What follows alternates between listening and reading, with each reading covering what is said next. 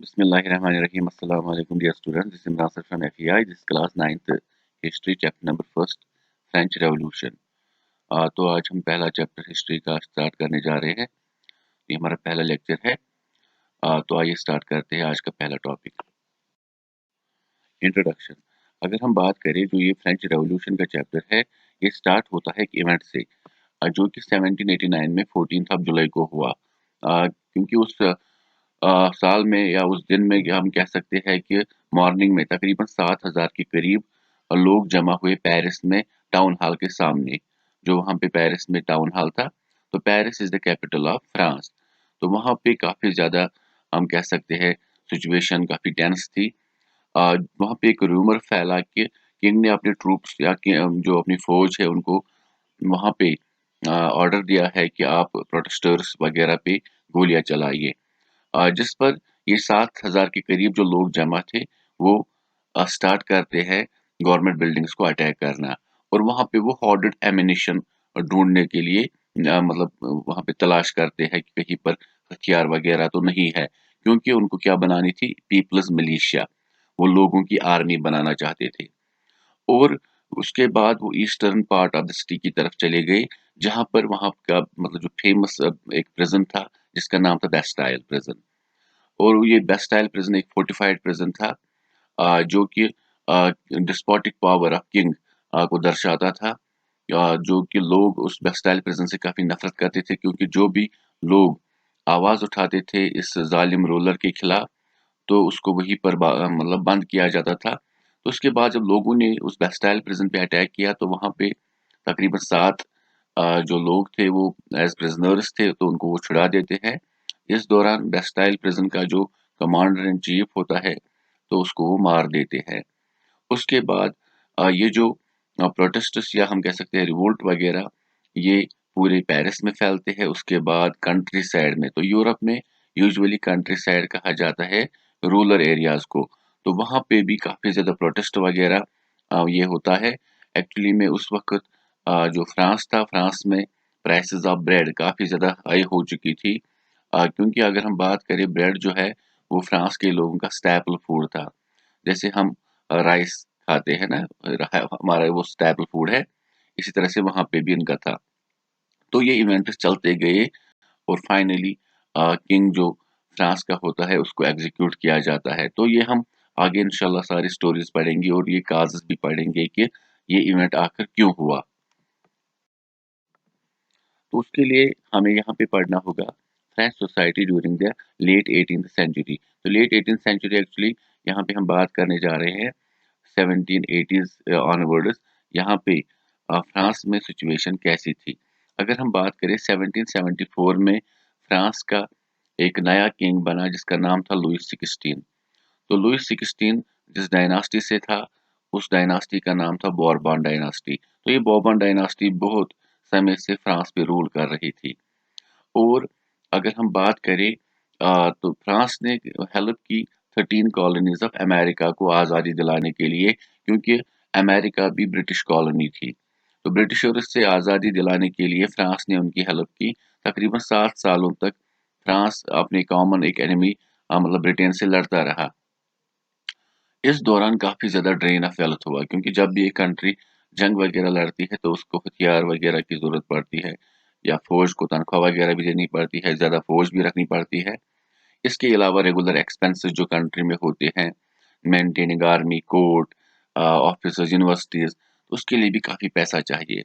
लेकिन दूसरी तरफ अगर बात करें, तो फ्रांस में जो ट्रेजरी थी या खजाना था वो एम्प्टी था. तो जंग के दौरान तकरीबन 1 बिलियन लिवरेज का कर्जा चढ़ता है फ्रांस पर. इससे पहले भी इन्होंने 1 बिलियन लिवरेज का कर्जा लिया था. तो ये तकरीबन 2 बिलियन लिवरेज के बराबर होता है. और इसको चुकाने के लिए इनको 10% के हिसाब से इंटरेस्ट रेट भी देना पड़ता है. और साथ में अगर हम बात करें, जो ये किंग लुइस 16 था, इनकी शादी हुई थी एक ऑस्ट्रियन प्रिंसेस के साथ जिसका नाम था मैरी एंटोनिटी. तो वो भी काफी ज्यादा एक्सपेंसेस वगैरह करती थी. उससे भी लोग नफरत करते थे, उससे भी लोग पसंद नहीं करते थे. तो अगर हम देखें पॉलिटिकली काफी वीक रूलर था लुइस 16. इकोनॉमिकली भी फ्रांस में काफी वर्स्ट सिचुएशन थी. अब सोसाइटी पे आते हैं. अगर हम बात करें तकरीबन तकरीबन लेट 18th सेंचुरी में ये पहले से ही चलता आ रहा था, लेकिन इस दौरान भी फ्रेंच सोसाइटी 3 एस्टेट्स में डिवाइड थी, जिसमें सबसे टॉप पे थे क्लर्जी क्लास। क्लर्जी क्लास बोलते हैं मेंबर्स ऑफ चर्च को। उनके पास भी बहुत सारी प्रॉपर्टी वगैरह थी। एज फ्यूडल लॉर्ड्स की तरह वो काम करते थे। और दूसरे थे नोबेल्टी, जो टॉप पोजीशंस पे थे कंट्री में, और जिसमें एरिस्टोक्रेट्स वगैरह सारे आते थे। इसके अलावा तीसरी एस्टेट थी कॉमनर्स। कॉमनर्स में कुछ लोग अमीर थे, कुछ लोग गरीब थे। अगर हम बात करें तो इसमें बिजनेसमैन, इसमें आते थे प्रोफेशनल्स जैसे कि लॉयर्स, डॉक्टर्स, प्रोफेसर्स। इसके अलावा पीजेंट्स, आर्टिजन्स, लेबरर्स वगैरह। अगर हम बात करें जो फर्स्ट और सेकंड एस्टेट थी, इनकी पॉपुलेशन तकरीबन 10% के आसपास थी, लेकिन इनके पास लैंड 60% थी। कॉमनर्स की जो हम कह सकते हैं उनकी पॉपुलेशन तकरीबन 90% थी, लेकिन उनके पास लैंड 40% ही थी। और इसके अलावा ये जो क्लर्जी और नोबेल्टी क्लास था, इनको कोई टैक्स वगैरह नहीं देना पड़ता था। इनको मतलब बाय बर्थ प्रिविलेजेस हासिल थी। सम्पचुरी लॉज भी नाफिज थे। अच्छी क्वालिटी की वाइन क्लर्जी और नोबेल्टी क्लास के लोग पी सकते थे।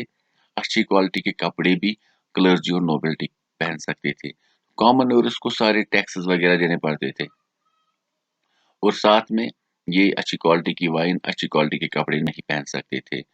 तो इस दौरान हम देख सकते हैं कि बहुत ज्यादा नाइंसाफी होती थी कॉमनर्स के ऊपर। तो एक टैक्स देना पड़ता था कॉमनर्स को क्लर्जी की तरफ, जिसको बोलते थे टिसस। और इसके अलावा एक डायरेक्ट टैक्स था जिसको बोलते हैं टैली, जो कि गवर्नमेंट को देना पड़ता था। तो इसके अलावा अगर हम बात करें और भी बहुत सारे ये जो मैंने कहा था डायरेक्ट टैक्स टैली, इसके अलावा और भी बहुत सारे इनडायरेक्ट टैक्सेस थे जो कि हर एक चीज पर लागू होते थे। जैसे कि डेली कंजप्शन में जो भी चीजें इस्तेमाल करते थे लोग, साल्ट हो, टोबैको हो, या कुछ भी हो।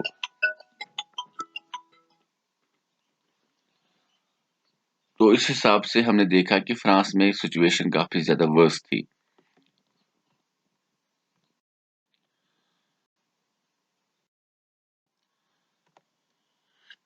इसके बाद और एक प्रॉब्लम थी वहां पे, स्ट्रगल टू सर्वाइव।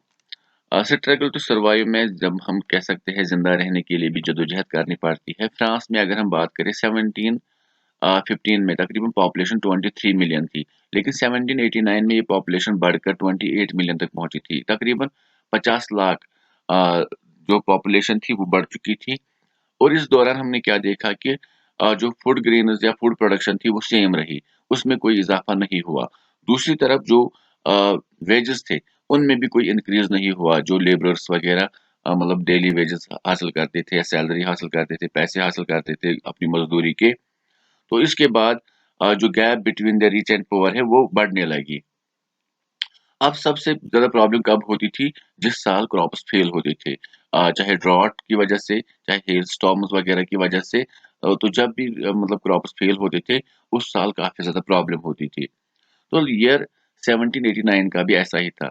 उस साल सीवियर विंटर आया जिसकी वजह से क्रॉप्स फेल हुए, और लोगों को खाने की दुश्वारी हुई। जो खाने पीने की चीजें उनको मार्केट में मिलनी चाहिए थी, तो जो फूड की हम कह सकते हैं डिस्ट्रीब्यूशन वगैरह है, उसमें काफ़ी ज़्यादा कमी आई, जिसकी वजह से प्राइसेस काफ़ी ज़्यादा राइज़ हुए।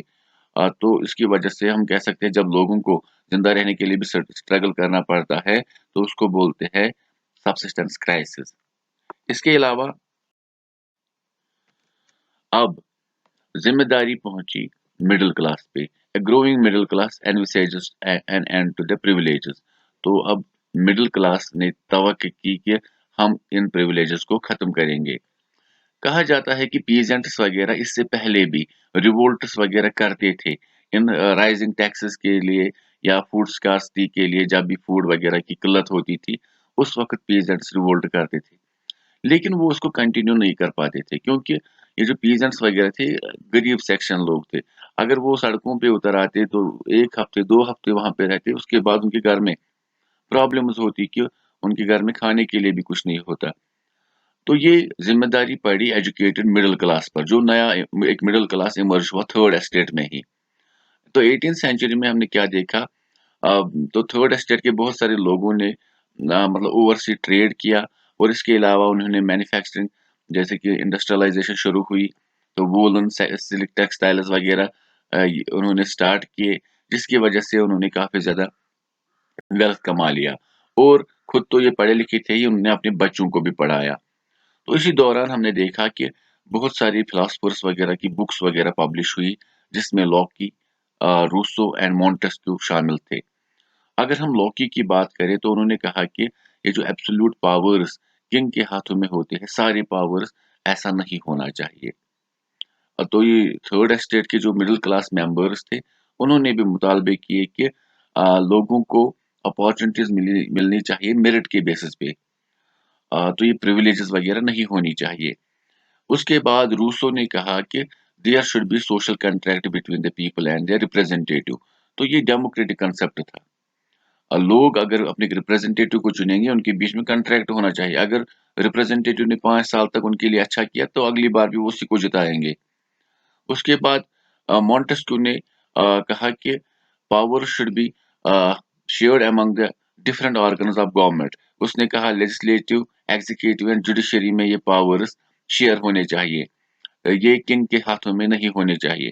तो यहाँ पे आपको याद रखना है, ये जो लुई 16 रूल कर रहा था फ्रांस पे, ये मोनार्ची थी।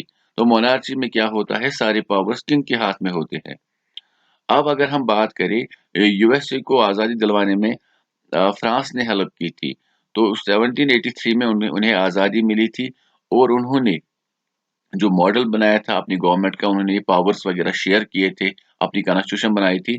उसी तरह से फ्रांस में भी लोग इस तरह की गवर्नमेंट बनाना चाहते थे। तो ये चीजें, जो ये फिलोसफर्स थे, उनके जो ये थॉट्स वगैरह थे, अब लोगों ने सुने, और इनको वो डिस्कस करने लगे सलून्स वगैरह में, ताकि जो अनपढ़ लोग हैं वो भी ऑरली ये बातें सुने और समझे। उसके बाद आउटब्रेक ऑफ रेवोल्यूशन। तो ये आउटब्रेक हमने जो कहा था कि 14 ऑफ जुलाई 1789 को लोग जमा हुए थे, आखिर वो क्यों हुए थे? अगर हम बात करें आउटब्रेक किस तरह से रेवोल्यूशन हुई, तो फ्रांस में जो मोनार्ची थी, वो अपने बलबूते पे टैक्सेस नहीं बढ़ा सकती थी। हमने पहले ही देखा कि तो 2 बिलियन लिवरेस का कर्जा था फ्रांस पे, ट्रेजरी खाली थी, बाकी एक्सपेंसेस भी कंट्री के चलाने थे, तो उसके लिए जरूरी था टैक्सेस बढ़ाना। तो अगर हम बात करें इसके लिए, किंग को एस्टेट्स जनरल, जो एक बॉडी होती थी जहाँ पे टैक्सेस वगैरह के रिलेटेड, हम कह सकते हैं कि वहाँ पे डिसीजन लिया जाता था, तो उसमें मीटिंग बुलानी थी। तो पिछली बार 1617 में ये मीटिंग बुलाई गई थी, लेकिन अब लुई 16 ने ये 5 मई 1789 को बुलाई, क्योंकि उनको भी टैक्सेस बढ़ाने थे। तो इसमें तीनों एस्टेट्स के रिप्रेजेंटेटिव्स आए। अगर हम बात करें, फर्स्ट और सेकंड एस्टेट ने 300 रिप्रेजेंटेटिव्स को भेजा, जो एक दूसरे के आमने सामने बैठे। और जो थर्ड एस्टेट था, क्योंकि उनकी पॉपुलेशन ज्यादा थी, उन्होंने 600 रिप्रेजेंटेटिव्स भेजे, और उनको पीछे बिठाया गया। लेकिन जो वुमेन वगैरह थे, जो ये नॉन प्रॉपर्टियर मैन थे, उनको अलाउ नहीं किया गया स्टेट जनरल में आने के लिए। तो उन्होंने अपनी ग्रीवेंसेस, अपनी शिकायत वगैरह तकरीबन 40,000 लेटर्स में लिखे, और अपने रिप्रेजेंटेटिव, जो थर्ड स्टेट के रिप्रेजेंटेटिव से, जिसमें मैक्सिमम लोग पढ़े लिखे थे, उनके हाथों ही उन्होंने वो भेजे। अब वहां पे ये रूल क्या था कि हर एक एस्टेट के पास एक एक वोट होता था। फर्स्ट एस्टेट के पास एक वोट होता था, सेकंड एस्टेट के पास एक वोट होता था, और थर्ड एस्टेट के पास एक वोट होता था। लेकिन इस बार थर्ड एस्टेट के जो ये पढ़े लिखे लोग थे, ये मॉन्टेस्क्यू, रूसो और लॉकी को पढ़ कर आए थे। तो इन्होंने क्या कहा, इन्होंने कहा कि हर एक इंसान के पास एक एक वोट होना चाहिए। तो ये हर एक एस्टेट के पास नहीं, बल्कि हर एक इंसान को आप एक एक वोट दो, और हर वोट का वैल्यू इक्वल होना चाहिए। इस पर किंग लुई 16 ने कहा कि मैं ये सिस्टम नहीं मानूंगा, तो हम जो करते आए हैं हम वही करेंगे। तो इस पर लोगों ने आ, मतलब हम कह सकते हैं रिवोल्ट किया। उसके बाद वो नाराबाजी करके बाहर चले गए, और उसके बाद वो 20 जून 1789 को एक इंडोर स्टेडियम जो वर्साइल्स में वाक़ा था, वहां पे मिले, और उन्होंने कहा हम तब तक नहीं हटेंगे जब तक हम अपनी कॉन्स्टिट्यूशन ड्राफ्ट नहीं करेंगे अपनी फ्रांस के लिए। और उसके बाद जो पावर्स है किंग के, उनको हम डिस्ट्रीब्यूट करेंगे अलग अलग ऑर्गन्स में, जो गवर्नमेंट के होते हैं। तो इसी दौरान जो सीवियर विंटर आया था, जिसके पहले भी मैंने बात की थी, उसकी वजह से प्राइसेस जो थे ब्रेड के, वो काफी ज्यादा बढ़ गए। और लोग क्यूज में लगे, रूमर्स फैले कि लॉर्ड ऑफ द मैनर, जैसे गांव गांव में लॉर्ड ऑफ द मैनर जो वहां पे लैंडलॉर्ड वगैरह हुआ करते थे, जिनके अंदर में जो लैंडलेस पीजेंट्स थे, तो वो एज टेनेंट्स उन वो जमीन किराए पर लेते थे, उस पर काम करते थे। उन्होंने सुना कि उनके मालिक ने जो गुंडे वगैरह है उनको हायर किया है कि इनके क्रॉप्स वगैरह को डिस्ट्रॉय किया जाए। तो इस फियर में जो पीजेंट्स वगैरह थे उन्होंने अ, अपने हथियार उठाए जो उनके पास थे, जैसे सिकल वगैरह होते हैं। तो उन्होंने चिटैक्स जो मतलब हम कह सकते हैं कासल या जो उनके पास महल खाना था उन लैंडलॉर्ड्स का, वहां पे उनके हमले किए और उनके जो गोदाम वगैरह थे वहां से ग्रेन्स वगैरह चुरा लिए। और उसके बाद ये जो नोबल्स वगैरह थे, इन्होंने अपने घर छोड़कर वो कहीं और भाग गए। तो लुइस 16 को भी अब लगने लगा कि अब यहाँ पे मेरी बात चलेगी नहीं, क्योंकि फ्रांस में शहरों में ही नहीं बल्कि गांवों में भी प्रोटेस्ट्स वगैरह दिन ब दिन फैलते गए। तो उन्होंने कहा कि मैं नेशनल असेंबली को अपने पावर्स देने के लिए तैयार हूँ। तो इस तरह से एक डिक्री पास हुई और ये जो गवर्नमेंट थी, इन्होंने क्या किया, जो अब नई गवर्नमेंट बनी, इन्होंने टैक्सेस को एबॉलिश किया जो ये टैक्स देते थे चर्च को। और इसके अलावा चर्च वगैरह से सारी की सारी प्रॉपर्टी वगैरह कन्फिस्केट की, उनसे वो छीन ली, तो जो तकरीबन 2 बिलियन लिवरेस के बराबर थी। उसके बाद France becomes a constitutional monarch. अब फ्रांस में नई गवर्नमेंट बनाई गई, जो कॉन्स्टिट्यूशन 20 जून 1789 को शुरू हुई थी। उस कॉन्स्टिट्यूशन का ड्राफ्ट खत्म हुआ, कंप्लीट हुआ 1791 में। और अब नेशनल असेंबली ने अपना जो हम कह सकते हैं कॉन्स्टिट्यूशन का ड्राफ्ट कंप्लीट किया और उन्होंने किंग के पावर्स को लिमिट किया। अब ये पावर्स दिए गए अलग अलग इंस्टीट्यूशंस को, जैसे कि लेजिस्लेचर, एग्जीक्यूटिव एंड जुडिशरी। अगर लेजिस्लेचर की बात करें, ये लॉ मेकिंग बॉडी होती है। तो हमारे इंडिया में पार्लियामेंट को लेजिस्लेचर बोलते हैं, जिसमें वो मेंबर्स बैठते हैं जिनको लोग चुनते हैं। एग्जीक्यूटिव होता है जो एग्जीक्यूट करते हैं, जैसे कि प्राइम मिनिस्टर, प्रेसिडेंट और top leaders of the political party, ruling political party, जिनको हम कैबिनेट बोलते हैं। और जुडिशरी आप सबको पता है, all the courts including the highest court in the country.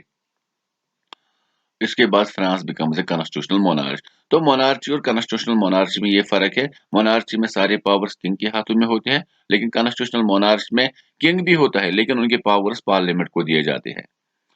तो अब इन्होंने वोटिंग राइट्स देने शुरू किए। इन्होंने कहा, ये अनफॉर्चुनेटली इन्होंने सारे लोगों को वोटिंग राइट्स नहीं दिए। इन्होंने कहा man above 25 years of age, तो जो 25 साल के ऊपर मर्द है और जो टैक्सेस देंगे, कितने, एक लेबरर जो 3 दिन में कमाता है उसके बराबर के टैक्सेस जो जो भी इंसान, जो जो भी मर्द देते हैं, उनको वोटिंग राइट्स है। अब इस तरह से कॉन्स्टिट्यूशन मतलब स्टार्ट हुई, कॉन्स्टिट्यूशन उन्होंने ड्राफ्ट की और declaration of rights of man उन्होंने दिए, जिसमें राइट टू इक्वालिटी, राइट वगैरह, जो फ्रीडम है, या हम कह सकते हैं राइट टू लाइफ वगैरह, ये सारी राइट्स या फ्रीडम ऑफ स्पीच वगैरह ये प्रोवाइड की गई लोगों को। तो इसके बाद अगर हम देखें, इस दौरान बहुत सारे लोग ऐसे थे जिन्होंने हेल्प की थर्ड एस्टेट के मेंबर्स को भी। जब नेशनल असेंबली बन रही थी तो उस दौरान मिराबू एंड अबिसियास, ये दो इंसान थे। जैसे कि हम बात करेंगे मिराबू के बारे में, वो एक नोबल फैमिली से बिलोंग करता था। तो उसने काफी पावरफुल स्पीचेस लोगों के सामने दी कि थर्ड एस्टेट के मेंबर्स को राइट्स मिलने चाहिए, क्योंकि इनके साथ काफी ज्यादा प्रॉब्लम्स हो रही है, इनको कोई प्रिविलेज हासिल नहीं है। तो सारी प्रिविलेजेस फर्स्ट और सेकंड एस्टेट को ही हासिल है। इसी तरह से अबिसियास वो एक प्रीस्ट था, इसका मतलब वो क्लर्जी क्लास से था, फर्स्ट एस्टेट से था। उसने भी एक पैम्फलेट लिखा जिसका टाइटल था what is the third estate. तो उन्होंने भी काफी हेल्प की।